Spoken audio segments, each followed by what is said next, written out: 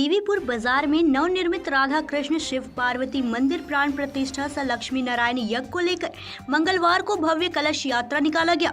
वहीं प्रखंड क्षेत्र के दर्जनों गांव से हजारों की संख्या में महिला एवं युवाओं ने भाग लिया।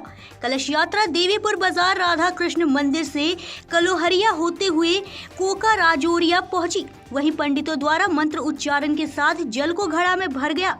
इसके बाद पुनः कलश यात्रा मंडप तक पहुंची। वहीं कलश यात्रा में दर्जनों बैंड पार्टी ढोल बाजे के साथ साथ जय श्री राम का नारा ऐसे लग रहा था। 1150 कन्याएं व महिलाएं शामिल हुई।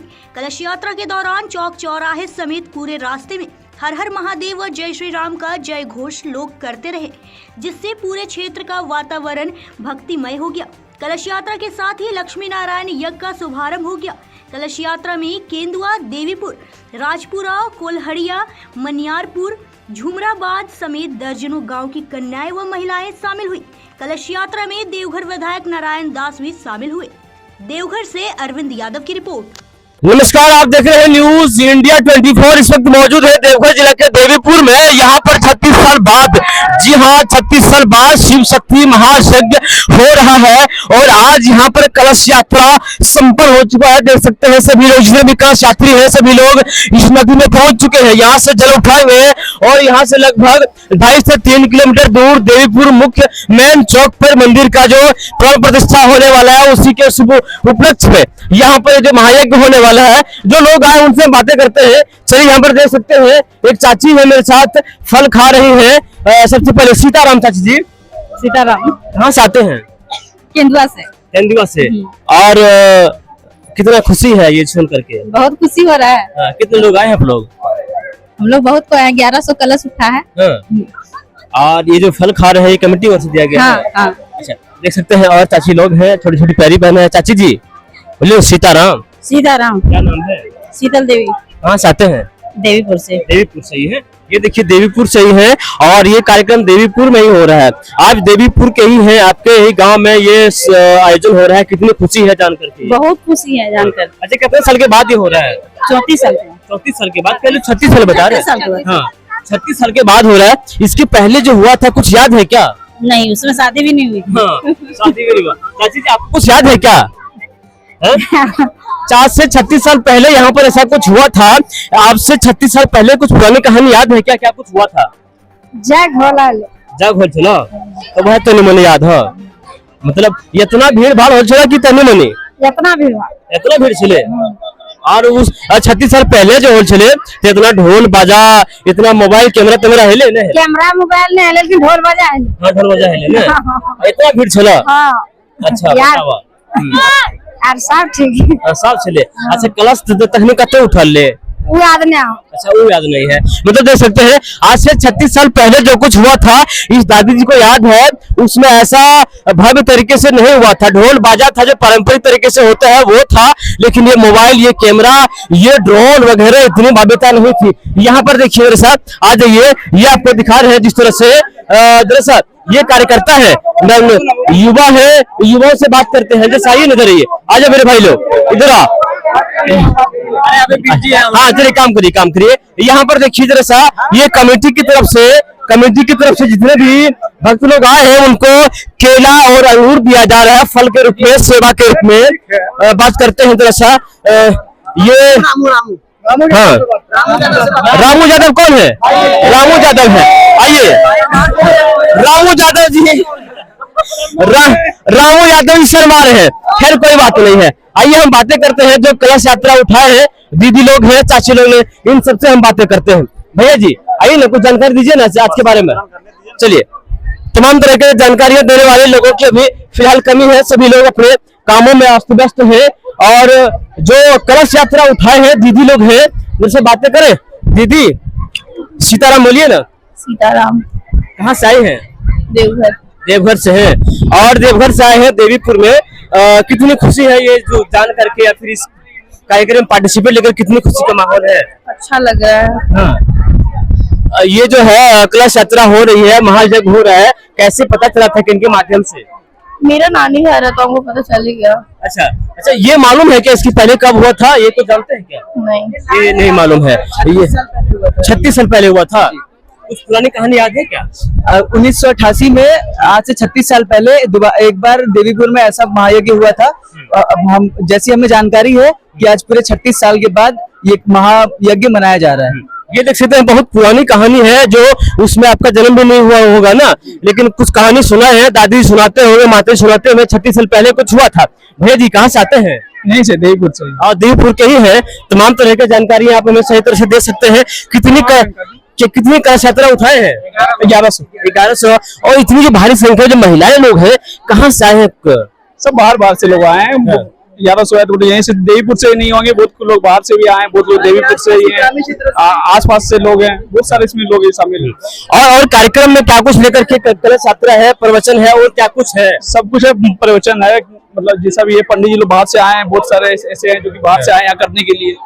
और क्या, चलिए ये जो कार्यक्रम है इसमें रात्रि में जब प्रवचन होगा, जागरण होगा, बाहर से अयोध्या से या मथुरा से कहीं से पंडित जी आए हुए हैं और जो संगीत के दीवाने हैं, जो कार्यक्रम देखना पसंद करते हैं, क्षेत्रीय और कुछ बड़े बड़े कलाकार भी यहाँ पर रात को 9-10 बजे के बाद कार्यक्रम करेंगे, शिरकत करेंगे। अगर आप कार्यक्रम का आनंद लेना चाहते हैं तो देवघर जिला से सटा हुआ आप देवीपुर एम्स किसी से भी पूछिएगा तो यहाँ पर आ सकते हैं। लोग आना चाहते हैं दूर दूर से, हम खुद रास्ता भूल चुके हैं, लोग कैसे पहुंचे इस जगह पर, यहाँ पे जहाँ पे कार्यक्रम हो रहा है? कार्यक्रम देवघर से 15 किलोमीटर की रूट है। आप सत्संग आइए, सत्संग से और ऑटो मिलती है, एम्स के रूट होते हुए आप आसानी से देवघर टू गिरिडीह या देवघर टू रांची के रूट में हमारा देवीपुर पड़ता है। देवघर से 15 किलोमीटर की दूरी है। आप बहुत आसानी से सुगमता के साथ ऑटो अन्य यातायात के साधनों से पहुंच सकते हैं। चलिए ये आप आने के बाद करते हैं। बाकी देख सकते हैं केला है, अंगूर है, क्या कुछ सेवा दे रहे हैं इन सभी बच्चों को, बहनों को, जो बहनें या माताएं कलश उठा रही हैं, उनके लिए ये फल का वितरण हो रहा है, ताकि दूरी जो पड़ रहा है कुछ फलहारी हो जाए और जाने में आसानी हो, इसलिए हम लोग सब कार्यकर्तागण, व्यवस्थापक सब मिलकर फल का वितरण कर रहे हैं। तो आप देख सकते हैं जो देवीपुर में महाशिव शक्ति यज्ञ हो रहा है, उसमें समिति की तरफ से, कार्यकर्ताओं की तरफ से अंगूर है, केला है, और जो लोग इतनी भारी तपती गर्मी में कलश उठाए हुए हैं, जो अभी तक फास्टिंग है, उनके लिए शुद्ध पानी की व्यवस्था है, कई जगह शरबत की व्यवस्था है। आप यहाँ पर अच्छी तरह से आनंद ले सकते हैं। यहाँ पर 7 दिन का कार्यक्रम है।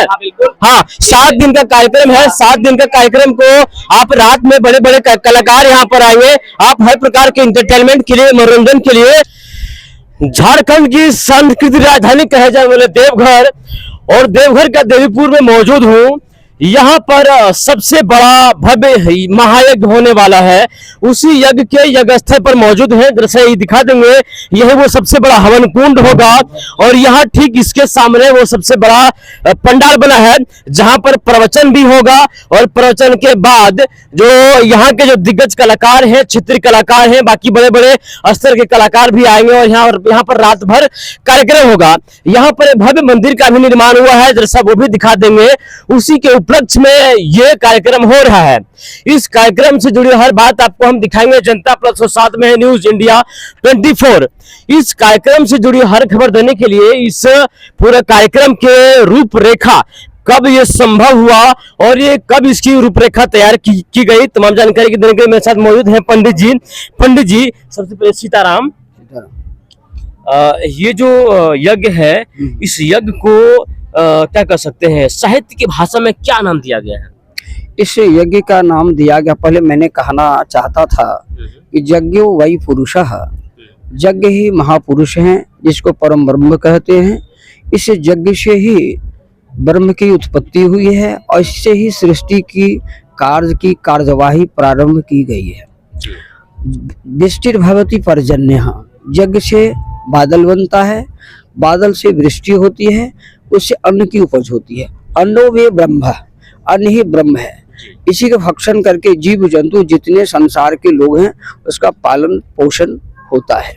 इस यज्ञ से वातावरण की शुद्धि होती है और संसार में जो वैचारिक विषमता फैल गई है, वो विषमता को दूर करने का यज्ञ ही एक साधन है।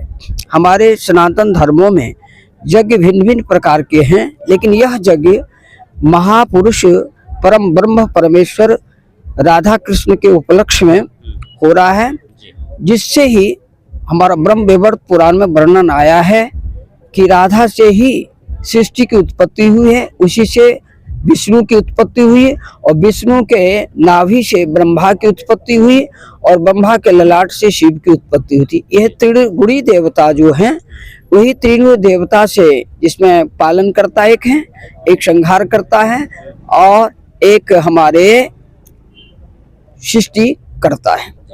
तो यह तीन जो पीढ़ी जग में आप देख रहे हैं हवन वेदी में, एक ब्रह्मा के हैं, एक रुद्र के हैं, शिव के हैं और एक विष्णु के हैं। तीनों का रंग अलग अलग है, एक सतोगुणी है, एक तमोगुणी है, एक रजोगुणी है। ठीक है, तो यहाँ यह यज्ञ करने से यहाँ की जो प्रजा है उसकी अन्न की कमी नहीं होगी, वृष्टि की कमी नहीं होगी, महामारी आदि जो बीमारियां होती हैं उसके धुआं से दूर किया जाता है। यज्ञ की जिसको धुआं लग जाए, इसकी अग्नि की जिसका दर्शन हो जाए, इसलिए हमारे वेद मंत्र में संग बदध्वम सहायव इलास्पदे, हमारी कामना होती है हम साथ रहें, साथ बोलें, साथ चलें और सभी देशों की हम भाग्योदय की कामना करें। इसलिए सर्वे भवन्तु सुखिनः, सर्वे सन्तु निरामया, सर्वे पश्यन्तु भद्राणि, माँ कश्चित् दुःख भाग् भवेत्। वेद मंत्र माना है हमारा यजुर्वेद में, आनो भद्राः क्रतवो यन्तु विश्वतः, संसार के लोग, भारत की उद्घोषणा है, संसार के लोग आवे और पूरे विश्व का कल्याण। इस यज्ञ से हमने संकल्प किया,